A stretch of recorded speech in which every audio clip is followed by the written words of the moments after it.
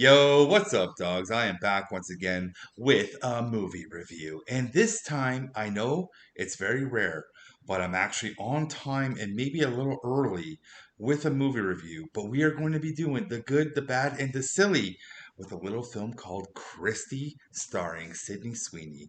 And before we get ahead, it's customary for me to tell you the scenario of today. I went to the movie, it's a Saturday.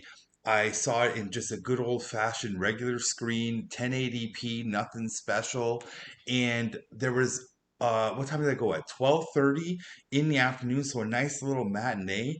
And I'm going to be honest with you, there was only three of us in the entire theater. And I was a little concerned because usually at matinee you get a lot of the old people out there, but it was just me and two older, way older people. But like, where is everybody? I was actually kind of surprised that no one was here for a matinee. Um, I don't know what that's going to mean for the box office, but I was a little surprised. And yes, I did get a Coke Zero with a large movie popcorn because I was just in the mood to crush some popcorn, and I was at the gym beforehand, so I just wanted to eat. You know what I'm saying? Anyways, let's jump into. Wait, before I would do, there will be spoilers ahead as well. I should tell you, give you a little warning. I'm going to try my best not to spoil everything, but certain things I might have to elaborate on with context from the film. So I'm going to try my best not to spoil it, but you've been warned, okay? So here we go. Let's start with the good. First things first, the story. I really, really enjoyed this story from beginning to end. I just liked this movie. I was on board and engaged the whole time. Like we're following Christy Martin, who she starts off as Christy Salters, right? And played by Sydney Sweeney.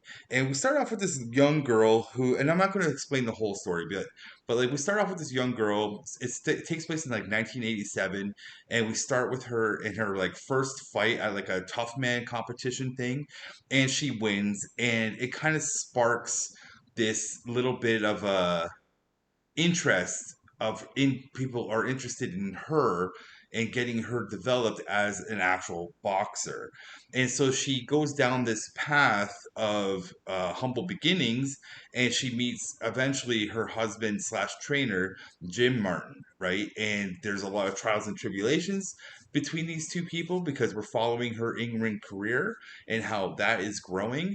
But there is a very abusive, manipulative, toxic relationship brewing with her husband Jim Martin, and it takes a little bit for this thing to really start kicking and percolating, and we're going to talk about once we get into some of these characters. But it's there throughout the whole movie. Well, especially when Jim shows up, but we'll get to that. But I just really like the story. There's a lot. There's a. I don't know anything about Christy or like Christy Martin at all, so this is like an introduction to her to me. Like I'm not a big boxing fan. Like I've never really sat down and watched it. Um, but I love boxing movies. You know what I'm saying? Like Rocky's like my favorite movie, Raging Bull, all that stuff. Like I love boxing movies, so I will always go and see a boxing movie. So this is all new territory for me, and I was just really engaged in like learning about it, and I should maybe add this in the bad, but we'll see if it comes back up into my brain when we get to it. But just in general, I really enjoyed the story. So let's get into these characters though, because these characters really carry this movie along. It is a very solid drama with boxing elements interspliced throughout the movie, okay? But it's very drama heavy, and it's not even like dark comedy drama or anything like that. It's just pure good old fashioned drama with boxing sprinkled in too. So I would just want to point that out for the story. But let's get into Sydney Sweeney as Christy Martin because I really just liked the evolution of this character because we start off and I mean like evolution as in like everything. You know what I'm saying? Like cuz we start off with Christy Martin at in 1987 like I said, where she's just like this like really like poor person. Like she comes from West Virginia, I think it is, or North Carolina. Well, I think it's West Virginia, wherever. Like she's comes from a coal mining family, right? And so they only have like the one income. They have this mom, which I'll talk about the mom in a bit, and like it's a very traditional home. You know, they go to the church. It's coal mining family, so the dad's always working, making money. Her brother's in there. Her brother's like probably one of her bigger advocates too for her to go into boxing, and she has this she has a lot of struggles in her personal life dealing with being to be perfectly honest, and I don't mean this in a bad or negative way, but she's a closeted, like she's in the closet. You know what I'm saying? Like she is a lesbian, and she cannot express that in this family because of her mother, so she has to really push it to the side and like it's so interesting watching her navigate this world, right? Because we all know she likes women, but then she gets into this relationship with Jim, and it's almost like she's using Jim as a way to just kind of like what's the word, what am I looking for here? It's just kind of like a shield in a sense of like, yeah, I'm straight to the public facing, like this is a character. They mentioned that a little bit in this movie where you have to play the character, and I think Jim's the one that mentions that because he mentions like, hey, you got to grow out your hair and like lose weight and stuff like that because you're playing the character. And this her like lesbian like relationship is a very big driving factor in this movie too. It comes and goes, but it's always going on throughout this movie, and it's really interesting how they navigated it and how like just like you're kind of like you feel bad for Christy the whole time. Like you really do. Like there's moments in this movie where you genuinely feel like great for her and you are rooting for her. But there are genuine moments too that you just feel so bad for her because she has to hide her true identity and she's navigating this world, and she really does like love this woman named Rose, who's like I would say maybe her first gay relationship, so to speak, because like Rose is very important in this movie as well. And oh man, you know what? I forgot to put her in the good. She's good. She's a good character. Rose is a good character. The actress who plays her is good too. Um, but there's no but it's just like you feel bad for her, man. And like even the relationship, the toxic relationship she's in with Jim, you are rooting for her even in that relationship for her to get out of it. You know what I'm saying? And she has some really good jabs at Jim, and like she calls him out for being like not a good man. Like it's like there's this one scene. Um, there's one scene where she wants to get a job. We'll get to Jim in a minute, but there's this one scene where she wants to get a job, and Jim's like telling her like, no, you need to focus on boxing, blah blah blah. And I know I'm kind of saying this in a positive way, but it really isn't. Jim is never positive in this movie, but he's like, you got to focus on the boxing, and she's just like, well, I need to focus on paying the phone bill. And what kind of man can't pay the bills? You know what I'm saying? And this like triggers him, and it's not a physical altercation, but it's like just one of the slights, and she's always slighting him, and I think it's partially due to her having to hide her true self. And also, when she's on the press tour, like when we're following her career, she slams and slanders like a lot of the women in her field, right? For being a lesbian. Like she says some very powerful and derogative words towards her competition. And she's coming off again as this character who's like super straight, super like almost like femme masculine, right? It's femme mask, and she doesn't like care about the LGBT side of life, even for other people, other women, and she actually doesn't even care about feminism or other women, like elevating other women. She really only cares about herself, and I think that is really because of the relationship that she is in with Jim. That toxicity that's in the relationship is really making her act out and vent out her frustration to everybody else, and also inside the ring when she fights these people she's letting out that anger, because they do mention in the movie that she fights angry, and I think it's all because of the relationship of Jim and just her, what he does to her and even her family. Like there's a lot that goes on to really drive Christy, I think, and you see it in this movie. And I think Christy, like Sydney Sweeney, does a really good job portraying Christy Martin, and just bringing this character to life, and you're really invested to her with her. Like I'm telling you guys, from beginning to the end, you're like, holy crap, this movie. Like it was just like I was in. I was in. So let's get to number three, which is Jim Martin, played by Ben Foster. Okay, um, this dude, from the moment you meet this guy, you instantly hate him the entire time. Like, there is not one moment in this movie at all where I genuinely ever thought I would like this guy. Like, he doesn't do anything good for Christy at all. And from the very beginning, he doesn't want anything to do with Christy because she's a female fighter, and he doesn't believe that female fighting is even a thing, you know? And he is only impressed by her when she actually does some tremendous thing in the sparring showcase for Jim. And then he kind of has a little bit of interest in her, but you hate him. You hate him the whole time. Even when he's training her and he's like saying positive things to her, you still hate this guy. He is just oozing with toxicity, and you just feel it. Every time he's on the screen, you're just like, I do not like you. And it's throughout the whole freaking movie, from beginning to the very last scene that he is in. You hate this guy. And I also just want to say, this guy, like Ben Foster, who plays this guy, he did such a great job of being a complete asshole. You know what I'm saying? And I want to go with this character for a minute here, because Jim Martin does not treat Christy great at all, because it eventually the relationship goes very from like they trade barbs, like words, disses, insults to each other. It's very it's very tense. There's a lot of tension in this relationship, and it does get physical. There is certain scenes where there is actual domestic abuse going on in this movie, and you do fear for Christy.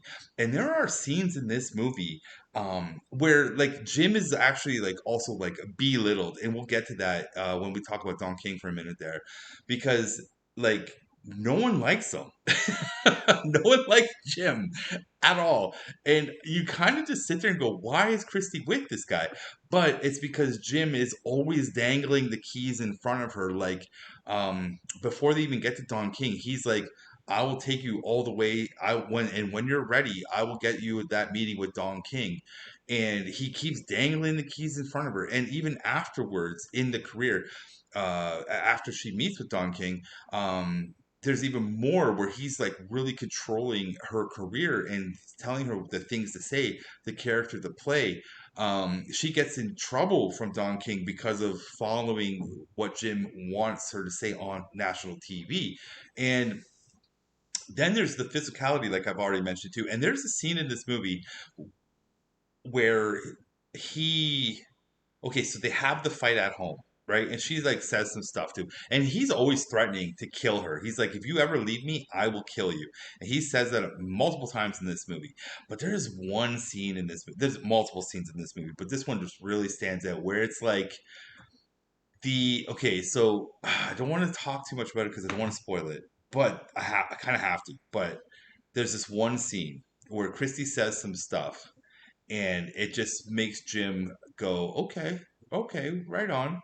And then like the next scene, they're in the training camp because, or sorry, she has her own boxing uh business, right? I guess that's the best way. Boxing school, I guess you could call it. And it's called like Jim and Christie's Boxing Academy or something like that. And Jim's name is first on the door too. Like it's kind of funny because he's not that important. Like Christie's like the main reason why they even have this gym, right? But he's the trainer. You know what I'm saying? He does train her. Like you have to be quite honest that he does actually train her, Christy, to become good at boxing. But there's a lot more to it too. But yeah, this training sequence where he's she like Sydney's like, oh, you're sparring with me today, And he's like, yeah, I figured, I'd give the one guy the day off or something like that. And you feel the tension in the air. You're kind of like, Christy, don't go in that ring with him. You know what I'm saying? Like, go home, just call it a day. And she goes in the ring with him, and she gives him a couple good punches, right? Like, just like really shakes him up.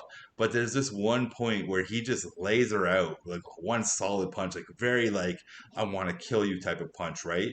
Flattens her out on the ground, man, and you're just sitting there, just like, oh. And he just, the way he plays it off, like, yep, whatever. She didn't know how to like, she didn't know how to dodge it. You know what I'm saying? You're just like, you dick, right? What a dick. And then the very end of the movie too. I don't want to tell you about the end of the movie, but even the end was wild, dude. We'll get to it, but I'm not going to talk about it. But it's in my good. Anyways, so here's another good. Let's carry on. Number four. Okay, so Merritt Weaver as Joyce Salters is the mother. You literally hate this woman every single time she is on the screen. She's right up there with Jim. She's just as bad as Jim. And there's a scene in the movie too where Christy eventually even says it like, "You're as bad as Jim."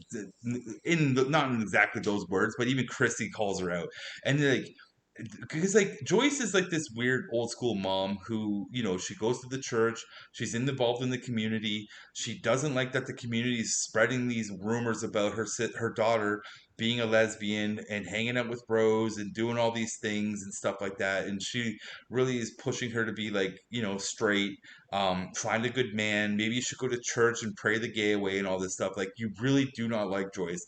And Joyce, there's many scenes with Joyce where, again, this is a character where you hate her, but she has like one nugget, one glimmering nugget in this movie where you're like, oh, that's a nice thing, because she does say a nice thing about to Christy, being like a motivational thing, like, oh, you're as strong as any other man, or like, I can't believe you letting a man tell you what to do, kind of thing. Like, she gives it this motivational boost, like, why did we drive all the way out here if you're just going to run away because a man punched you, or like hit you, like in the sparring sense, like a man doesn't like you for being a woman or something. Like, it was a good conversation that they had at the diner, and I was like, that's good.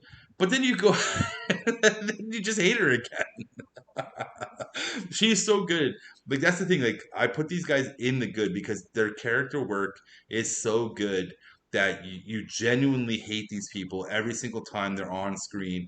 And there's one beautiful scene with Joyce and Christy. I think it's like, maybe it's Christy's birthday, or maybe it's even Jim's birthday, but it's a party at Christy's house, and she wants to have a private conversation with her mom about the relationship between her and Jim and how it's falling apart, and she fears for her life. And Joyce is just like, I can't believe you're telling me about this. I don't even want to hear this stuff. Jim's a good man, and I don't even want to be a party to this. I should be telling Jim. Like, she's gonna rat out her daughter, man. She's not there to support her daughter at all. It sucks. I hated her. I hated her every single time she was on the screen. I just hated her. Even at the very end of the movie, you still hate her because of what she does. She just, oh man, man, so good. I hate her. And you're probably sitting there going, Brett, where's her dad in all this? He's very silent in this movie. I should have wrote his name down, but he's very silent in this movie because Joyce runs the household and he's busy working like, 17-hour days in the coal mine. Same with with her brother. Like, her brother's not around a lot. But when he is there, he's very supportive. Like, he is supportive of Christy Martin. But they work in the coal mines, you know what I'm saying? So Joyce really runs everything, and Joyce actually has a relationship with Jim, not in the sexual context, but like, they actually talk on the phone and stuff. And Jim is feeding Joyce things, right? Like lies and stuff like that. And there's even sequences where Joyce calls and Jim just hangs up on him, like, "Yeah, we're busy," and click, and like, or I think it was Joy. I think that one was when her dad actually calls. But it's really, man, it's just, I liked it. You really hate these people. Okay, let's go to the next page. Let's go. So number six, the tension and pacing of this movie is pretty good. like I do think there's times where I've kind of felt like, hey, let's edit this up a little bit and cut this runtime down because there was a couple points where I was kind of like, yeah, I don't really care what's going on right now, and that's just because the runtime is like 2 hours and 15 minutes, and I'm like, we could tighten this up to an hour 45, and that's in my bad actually, but the tension that's built up in this movie on very certain scenes, it's always like a lot of tension, and then they hit you with some boxing, and it's like a lot of tension. Here's another boxing thing. A lot of tension. Like the only funny part in this whole movie is when Don King is in it, and even then, it's still tense. It's there's so much tension being built in this movie, and it always gets alleviated with the boxing like the boxing scenes, which is another thing in this movie too. I just want to point out that there is a constant sense of dread that just comes with the tension that's being built, and it is the relationship tension, the business tension, the money tension. Like just there's so much of it, but you always feel a little bit of dread for Christy. You never really feel. The only time you ever feel like happy for Christy is, and like you do put a smile on your face, is when Christy is in the ring and she's fighting and she's winning and she's having a good time and she's loving life, and you really notice that when she's in the ring, she's at her happiest is when she's in there. And I don't even think she's even, it doesn't matter if she's winning or losing, she's loving life inside that ring. Like that ring is her safe space and she loves it, you know what I'm saying? And that really comes across in a lot of the boxing sequences in this movie. Then we get into the boxing choreography. Okay, so I like boxing movies, and I've seen a lot of boxing movies, and I thought the boxing in this was fine. You know what I'm saying? It's nothing super elaborate or extensive. It's a lot of just bop bop bop cut, bop bop bop cut. Very basic, very straightforward, and it gets the point across. And the boxing in general looks good. Some of the hits actually look like they landed and felt like the what Christy was doing in the ring had some real weight and power behind it, and it was cut nice. It was edited nice. Um, I thought it was fine. I did. I was like, yep, this is good. Like I was into the boxing elements of the movie. Um, yeah, I don't have any negatives for that. I was thinking it was. Did I hate? There was like, no, there's nothing really. Nothing that really stands out now that I'm thinking about it. So the next thing, number 8, is the vibes. And I have a bad for this too. The vibes for the 80s, 90s, and 2000s were kind of there. I felt like I was there, but like there's things in it where I'm like, am I really in the 80s right now? Am I really in the 90s right now? Am I in the 2000s? You know what I'm saying? So this is kind of a good and bad thing where I'm like, sometimes I felt like I was there because I'm really thinking about the Smashing Machine when I'm talking about the vibes, like the 80s vibe, like that. I feel like the Smashing Machine like really, really hit the 90s on the nail, like just hit the head, bang, like perfect. And this one, I was like, I kind of feel it, but I kind of don't feel it. You know what I'm saying? Because like I was in the '90s, I lived it, and I'm gonna bring it up in the bad. But there's sometimes in this movie you kind of feel like you're there in the '90s, but then again, this movie takes place in Florida, so I don't really know what's going on in Florida in the '90s, right, or the 2000s even. So maybe it is. That's what it was like. Maybe people out there who watch this will tell me, yeah, right, that's what the Floridas was like in the '90s. But for me, I felt like it kind of was wishy-washy. You know what I'm saying? But it was, I didn't know where to put this. Maybe I could have put the vibes in the bad. I don't know. But anyways, let's get on to number 9, which is the other boxers in this movie. So Katie O'Brien, my girl, my favorite. I'm a big fan. So she plays Lisa Halloween, I think, or Holloway, yeah, or Halloween, Wayne. I think that's how it's pronounced. She's great. Like she's cool. She's just in here as first of all she fights Christy, and that's where they first meet. And then later on, when Christy is getting ready to fight Layla Ali, um, who's played by Naomi Graham, um, Lisa comes back to help train and spar with Christy to help prepare for the Layla fight. And then she also comes back at the end, and also at the end in the credits, which is or the end of the movie, like this is like the little end piece, the little title card at the end. Eventually, Lisa and Christy marry, and I think it was 2017. They're married. So yeah, there's an interesting like you see the relationship happen throughout the movie when these characters are together, and I just wanted to point out that it was good. I was totally into it, and I would probably would want more of that if this was what this movie was about. This movie's really more about the gym and Christy and the domestic violence and the abuse and the toxicity. Yeah, but I also just want to point out Layla Ali in here, who's played by Naomi Graham. She doesn't do anything other than be like a physical presence that she has to fight Christy. And it's really good to see like this opposition because like Layla Ali is poised and presented as like specifically from Don King, where he's like, someday someone's gonna come across and beat you, and then it's like, dong dong, here's Layla Ali, and you're just like, oh okay, this makes sense. This is the woman that's gonna beat the crap out of her, and everything that goes along with her, the preparation to fight Layla Ali is a lot of like, would Christy have won if she was in a better home environment, a better training environment, a better relationship environment? Like there's a lot of things, a lot of what ifs, and like it's really interesting of like, well, could she have actually beat Layla if this was all good? You know what I'm saying? But Layla herself doesn't really have any conversations, no real line dialogue between, but she is a physical presence. And the one scene where they match up like head to head, like in the ring, it's so nice because Christy Sydney Sweeney like looks at her like, oh God, I'm gonna get killed. Like it was already over, right? Like if you ever hear Mike Tyson say, like, I know it's over when I see the eyes of the opposition. This is like right there. And then like her whole training crew and everything around her was like that. Like everyone knew she was gonna lose this match, you know what I'm saying? They even had to cheat for her to get hit the weight. Anyways, so the next thing I just want to point out was the other cast that really stood out to me, and Chad L. Coleman as Don King was great. Every scene he was in was funny, and you're just like, this guy's like Don King. Is this really what Don King was like? Like he was just comical, and the scenes where Don King interacts with Jim is hilarious because Jim has always said that he's known Don King. And so when he finally gets introduced to Don King with Christy, and he's like, hey Don, remember, we met once. And Don King's like, no, I don't know you. I've never known you, and I know everyone. I know everyone, a face and a name to the face.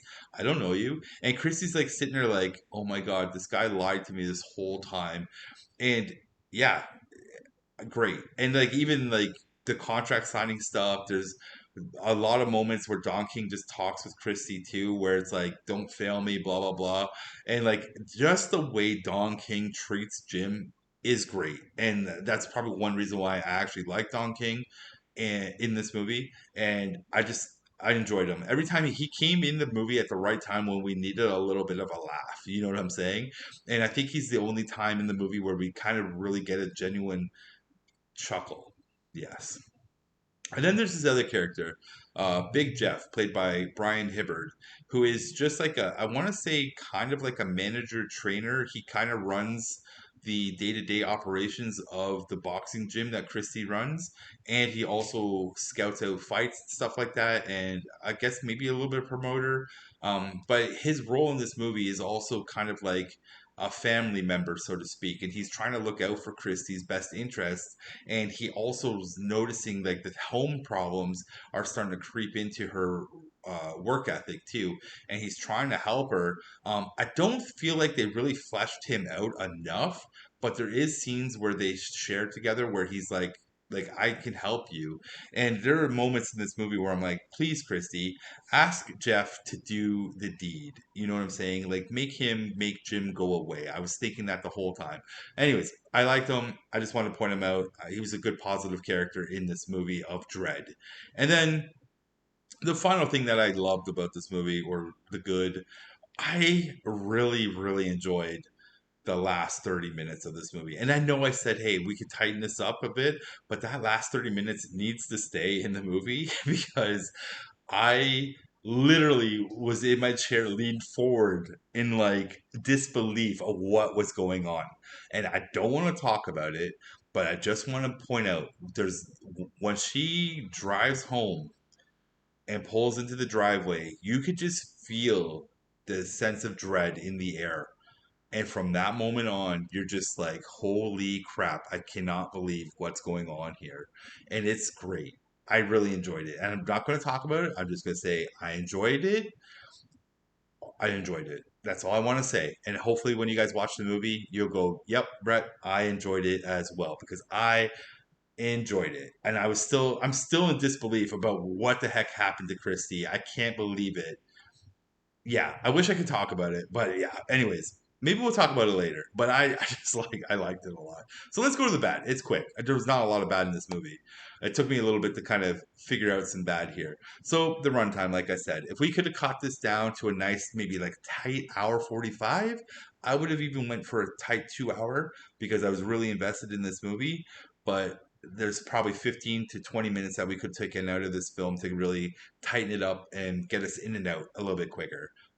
That's all I want to point out for that. But at the same time, you might be a little different than me, and you might not get.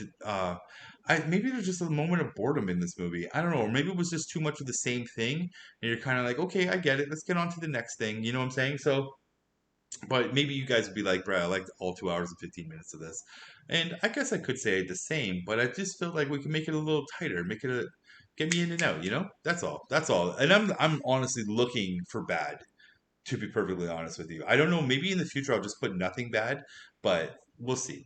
This though, I was thinking about this where I was like, is this bad or not? Because as I mentioned earlier about the vibes of the 80s, 90s, and 2000s, I really think music could have helped drive the point home of where we are time wise.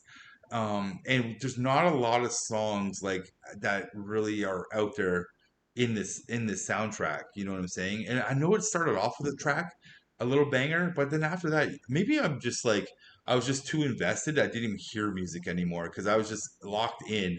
Um, but yeah, I think they could have used some more memorable songs to like really push a nice like, oh yeah, I'm in 1997 now. Oh, I am in 2000 now. You know, like just that vibe. And because I didn't really have a lot of bad, I just wanted to point out how much I really hated Joyce Slater's, sorry, Joyce Slaughter, Salters, and Jim Martin. I hated both of them so much. I just wanted to point that out once again. Now let's just go to the silly. So, number one thing is this that I was just for me, with the entire time I'm watching this movie, because I don't know the story of Christy, I was sitting here in my chair going, I cannot wait for this woman to murder Jim. Like I was waiting for it.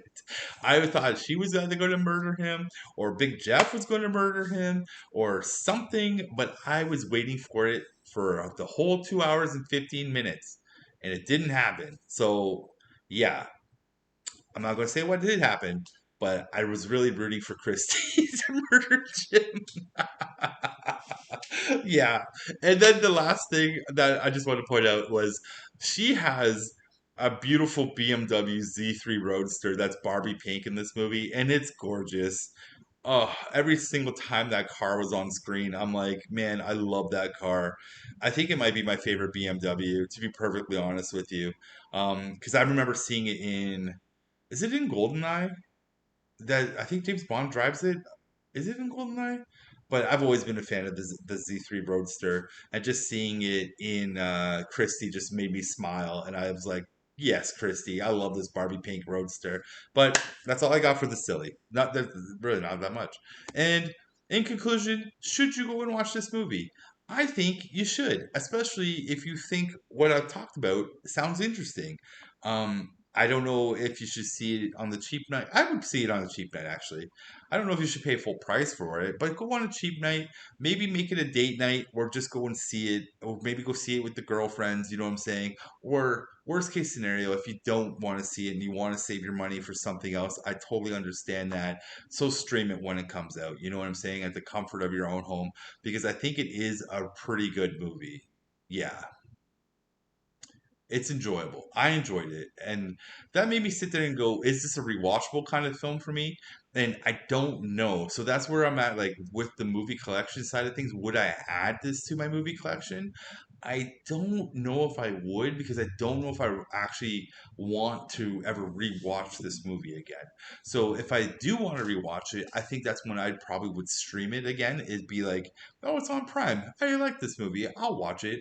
But I don't know if I'd ever want it in my collection where I'm like, yeah, I'm gonna watch it next week. You know what I'm saying, or a year from now. You know what I'm saying? Like, I don't know. I don't know where I'm at with it as a rewatchable. But like I said, I did enjoy it. And this might make it this movie might make my top 10 for end of the year. It might. We'll see. But that is all I have to say about this film. I hope you enjoyed the review for The Good, Bad, the Silly of Christy. And it's that's the end.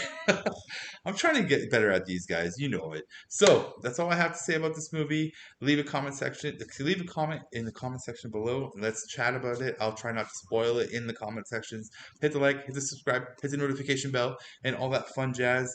And it's the weekend, baby. So relax. If you are working though, I understand because sometimes I have to work the weekend. So don't work too hard. Be safe. And whatever movie you're watching, I hope you're loving them and digging them. So peace out, everybody. Have a good one. Bye.